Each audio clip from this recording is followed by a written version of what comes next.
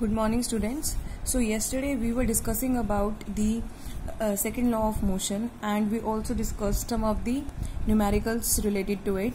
Now we are moving towards the NCERT exercise, and let us do the numericals related to the second law of motion in the NCERT exercise of chapter 9. So here is the question. A truck starts from rest and rolls down a hill with a constant acceleration. एक truck है जो कि rest से start करता है और वो roll down हो जाता है एक हिल से, और उसके अंदर एक एक्सेलरेशन होती है. It travels a distance of 400 metre. वो 400 मीटर का डिस्टेंस कवर करता है 20 सेकेंड्स में. Find its acceleration. आपको इसकी एक्सेलरेशन निकालनी है. Find the force acting on it if the mass is 7 tons. इस ट्रक पे कितना फोर्स लग रहा है जब वो नीचे गिर रहा है. तो उस ट्रक का आपको मास कितना दिया है 7 ton, and 1 ton is equal to 1000 kg. तो कैसे हम इसमें एक्सेलरेशन निकालेंगे? सबसे पहले हमें एक्सेलरेशन निकालनी है. हमें क्या क्या दिया हुआ है? अ ट्रक स्टार्ट्स फ्रॉम रेस्ट. अगर कोई चीज रेस्ट से स्टार्ट करती है, इसका मतलब उसकी जो इनिशियल वेलोसिटी होती है वो क्या होती है? 0. सो इट मीन्स हमारे को u जो है वो कितनी दी हुई है? 0. फिर आपको बोला है कि उसने डिस्टेंस कवर किया है 400 मीटर का, तो डिस्टेंस के लिए s is equal to 400 metre. Then time आपको बोला है 20 second, so time is 20 second. Calculate क्या क्या करना है? Acceleration and force. a is equal to question, f is equal to question, and mass आपको कितना दिया है? मास आपको दिया है 7 टन्स, मीन्स 7 into 1000. हमें मास को केजी में लेना होता है, so mass is 7000 kg. Right? Now, first of all, we have to calculate acceleration because force is mass into acceleration. So first we will calculate out acceleration. So as per the given values, जो भी हमें values given है उसके हिसाब से हम कौन सी equation use कर सकते हैं मोशन की? हम मोशन की इक्वेशन यूज कर सकते हैं s is equal to u t plus half a t square. हम v is equal to u plus a t या v square minus u square is equal to 2as यहाँ पे क्यों use नहीं कर रहे हैं? हम ये इसलिए यूज नहीं कर रहे हैं दोनों, क्योंकि हमारे पास फाइनल वेलोसिटी नहीं है. तो अगर हम ये इक्वेशन यूज करते हैं तो हमारे पास 2 अननोन वैल्यूज हो जाएंगी. तो हम इस इक्वेशन को यूज कर लेते हैं बिकॉज हमारे पास s भी है, हमारे पास u भी है, हमारे पास t भी है. बस एक एक्सेलरेशन ही हमारे पास अननोन वैल्यू है. तो s कितना हो गया? 400. u है हमारा 0. टाइम आपको कितना दिया है? 20 plus half into a. Time is 20, so 20 into 20. सो यहाँ से मैं इसको कट कर सकती हूँ, 10 आ गया.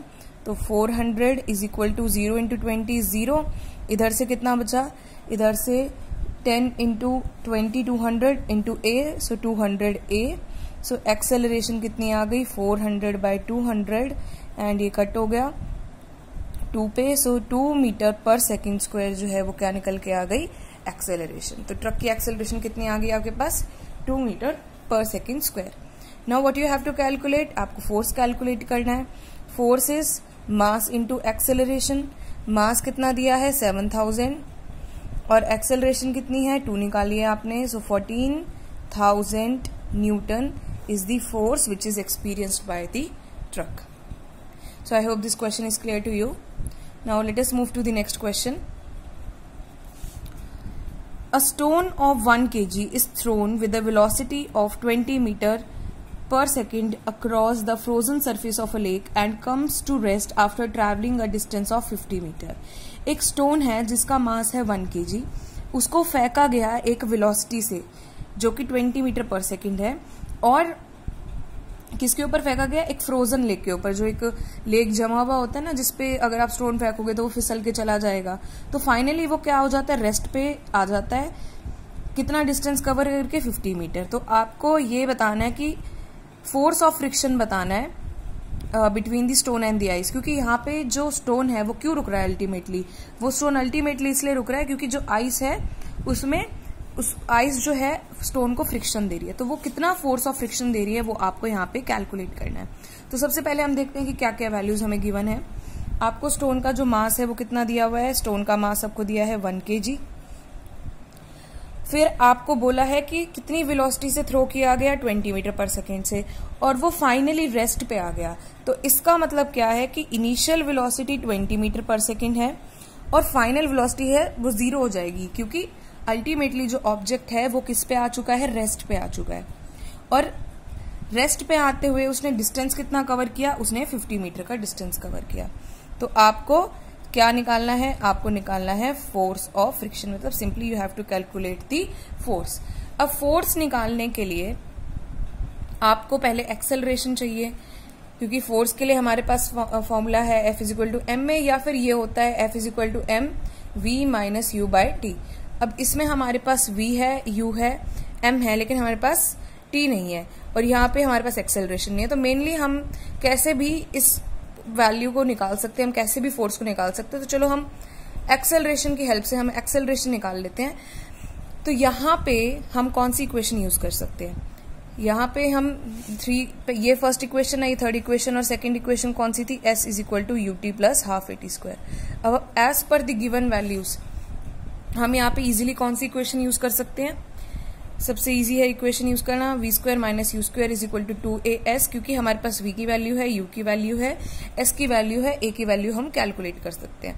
तो 0 का स्क्वायर माइनस 20 का स्क्वायर = 2 × a हमें निकालना है, s हमें कितना गिवन है 50, so minus 20 × 20 = 100a minus 400 = 100a, so a = -400/100, so -4 metre पर सेकेंड स्क्वायर = a। यहाँ पे a माइनस आने का मतलब क्या है कि यहाँ पे डी एक्सेलरेशन हो रही है। डी एक्सेलरेशन का मतलब क्या है कि अल्टीमेटली जो ऑब्जेक्ट है वो रुक रहा है। जब भी बॉडी में डी एक्सेलरेशन होती है, या जिसको हम रिटार्डेशन कहते हैं या नेगेटिव एक्सेलरेशन कहते हैं, तो उस केस में ऑब्जेक्ट की जो वेलोसिटी होती है वो डिक्रीज होती है। तो यहाँ पे जैसे हमने देखा कि ऑब्जेक्ट 20 मीटर पर सेकेंड से 0 पे पहुंच चुका है। अब आपको फोर्स निकालना है, तो F = ma, मास 1 है, a आपकी वैल्यू -4, तो आंसर आ गया -4 न्यूटन। अगेन यहाँ पे माइनस का साइन आने का मतलब क्या है कि ये जो फोर्स है ये ऑब्जेक्ट की जो स्पीड है या जो वेलोसिटी है उसको रिड्यूस कर रहा है। Now let us discuss more questions related to it. A 8000 kg engine pulls a train of 5 wagons। एक 8000 kg का ये इंजन है, कितने kg का, 8000 kg का ये इंजन है, और ये पुल कर रहा है एक ट्रेन को जिसमें 5 वेगन्स है। वेगन्स मतलब डब्बे हैं, तो मतलब ये 5 डब्बे हैं। ये ट्रेन को, ये जो इंजन है, इन 5 डब्बों को क्या कर रहा है, पुल कर रहा है। ठीक है, इसको मैंने 1 मान लिया, 2, 3, 4, 5, और इनका हरेक का मास ईच ऑफ 2000 kg, मतलब हरेक का मास कितना है, इन सब का 2000 kg मास है। अब आपको इसमें क्या बोला है, if the engine exerts a force of 40,000 Newton and tracks offers the force of friction 5000 Newton. आपको बोला है कि ये जो इंजन है ये तो 40,000 न्यूटन का फोर्स एक्सर्ट कर रहा है। अब जो ट्रेन है वो पटरी पे चलती है, तो पटरी उसको क्या दे रही है, एक फोर्स ऑफ फ्रिक्शन देती है। फोर्स ऑफ फ्रिक्शन हमेशा जिस डायरेक्शन में ऑब्जेक्ट चलता है उससे अपोजिट डायरेक्शन में लगता है, तो उसको जो फोर्स ऑफ फ्रिक्शन मिल रहा है वो कितना मिल रहा है, 5000 न्यूटन मिल रहा है। अब आपसे क्या क्या कैलकुलेट करने को बोला है, आपसे बोला है calculate the net accelerating force. Net accelerating force का मतलब क्या होता है, नेट एक्सेलरेटिंग फोर्स का मतलब क्या है, मतलब कितने फोर्स की वजह से ये ट्रेन के अंदर एक्सेलरेशन आ रही है। तो 40,000 यहाँ पे है, 5,000 तो बैलेंस हो जाएगा, इस 40,000 में से 5,000 बैलेंस हो जाएगा क्योंकि ये फोर्स ऑफ फ्रिक्शन है। तो 40,000 माइनस 5,000 कितना बच गया, 35,000 न्यूटन फोर्स की वजह से ट्रेन के अंदर जो है क्या आएगी, एक्सेलरेशन। अब आपसे पूछा हुआ है बी पार्ट में, what will be the acceleration of the train. अब आपको बी पार्ट में निकालना है क्या, आपको निकालना है इसमें एक्सेलरेशन ऑफ ट्रेन। आपको ट्रेन की एक्सेलरेशन निकालनी है। अब आप ट्रेन यहाँ पे क्या है, first of all you need to understand that in this question engine is this and this is the train, right? So this part has been this 5 wagons, they are referred as train in the question. So we will take mass of these 5 wagons. So mass of 5 wagons will be 5 into 2000 because एक vegan का मास कितना है 2000, तो मास कितना हो गया 10,000 kg। And force आपको कितना दिया निकाला आपने, जिसकी वजह से एक्सेलरेशन आ रही है 35,000 newton. Now F is equal to m a, force आपके पास कितना है 35,000, मास जो है 10,000, एक्सेलरेशन निकालनी है आपको। So 35,000 by 10,000, this is cut, so 3.5 metre पर second square is equal to acceleration. So 3.5 metre पर सेकेंड स्क्वायर की क्या आई है इसमें एक्सेलरेशन। अब आपसे ये पूछा है what will be the force of wagon 1 on wagon 2। Wagon 1 जो है वो वैगन 2 पे कितना फोर्स लगा रहा है, ये वैगन 1 है, ये वैगन 2 है, तो इसके ऊपर ये कितना फोर्स लगाएगा। देखो यहाँ पे जो सेकंड वैगन है वो पीछे के 3 वैगन्स को और खींच रहा है, तो फर्स्ट वाला जो है वो इसके पीछे जितने भी वैगन्स होंगे उन सबको खींचेगा। ऐसे अगर मान लो आपसे पूछा होता कि 2 वाला थर्ड वाले पे कितना फोर्स लगा रहा है, तो आपको ये तीनों का मास लेना पड़ता, क्योंकि वो सबको खींच रहा है, वो खाली 3 को नहीं खींच रहा। तो इसीलिए वैगन 1 का वैगन 2 पे कितना फोर्स होगा, पहले एक तो अपने एक्सेलरेशन ऑलरेडी निकाल लिया 3.5 मीटर पर सेकेंड स्क्वायर, और मास कितना है, मास है इन चारों का 4 इंटू 2000, कितना आ जाएगा 8,000 kg। अब F is equal to m a लगा दो, 8,000 इंटू 3.5 मल्टीप्लाई करके ये आपका आंसर आ जाएगा 28,000 न्यूटन। सो ये फोर्स जो है फोर्स ये वैगन 1 जो है वो वैगन 2 पे लगा रहा है। So I hope this question is clear to you. Now next question, question 8. An automobile vehicle has a mass of 1500 kg. What must be the force between the vehicle and the road if the vehicle is to be stopped with a negative acceleration of 1.7 metre पर second square.